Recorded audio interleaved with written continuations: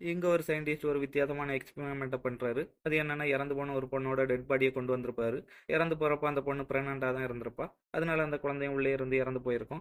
இப்ப அந்த ஆளு வந்துட்டு இறந்து போன பொண்ணுக்கு உயிர் கொடுக்கணும் அப்படிங்கிறதுக்காக என்ன பண்ணுவாருன்னா, ஃபர்ஸ்ட் வந்து அந்த குழந்தை இருக்கும்ல, அந்த குழந்தையோட பிரெயின கட் பண்ணி இந்த பொண்ணோட பிரெயினுக்குள்ள அட்டாச் பண்ணிடுவாரு. இப்படி பண்றதுனால என்ன ஆகுதுன்னா, அந்த குழந்தை வந்துட்டு அந்த பொண்ணோட உருவத்திலேயே இந்த உலகத்துல பிறக்குது. இப்போ என்னமோ டிரான்ஸ்பிளான்ட்லாம் பண்ணிக்கிட்டு எலக்ட்ரிக் ஷாக்லாம் குடுத்ததுக்கு அப்புறமா அந்த பொண்ணு வந்துட்டு கண்ண தொறந்து பாப்பா. இப்ப பார்க்கறதுக்கு என்னமோ இந்த பொண்ணு வந்துட்டு பெரிய பொண்ணு மாதிரி தான் இருப்பா. ஆனா இது வந்துட்டு ஒரு குழந்தை அப்படிங்கிறதுனால குழந்தைங்க என்னெல்லாம் பண்ணுமோ அதே தான் இந்த பொண்ணு பண்ணிக்கிட்டு இருப்பா. ஆனா இவ்வளோ பெரிய பொண்ணு வந்துட்டு குழந்தைக்குள்ள மெச்சூரிட்டி தான் இருக்கு. அதனால வந்துட்டு இந்த பொண்ணு அவளோட லைஃப்ல நிறைய ப்ராப்ளம்ஸை ஃபேஸ் பண்ணுவா. இந்த பொண்ணு சூசைட் பண்ணி தான் இறந்து போயிருப்பா. உயிரோட இருக்கிறப்ப நிறைய கஷ்டங்களை அனுபவிச்சதுனால நாம குழந்தையும் இந்த உலகத்துல பிறந்து கஷ்டப்பட வேண்டாம் அப்படிங்கிறதுக்காக தான் ரெண்டு பேரும் இறந்து போயிருப்பாங்க. படத்தோட லாஸ்ட்ல வந்து இந்த பொண்ணோட உயிரோட கொண்டு வந்த சயின்டிஸ்ட் இறந்து போயிடுவாரு.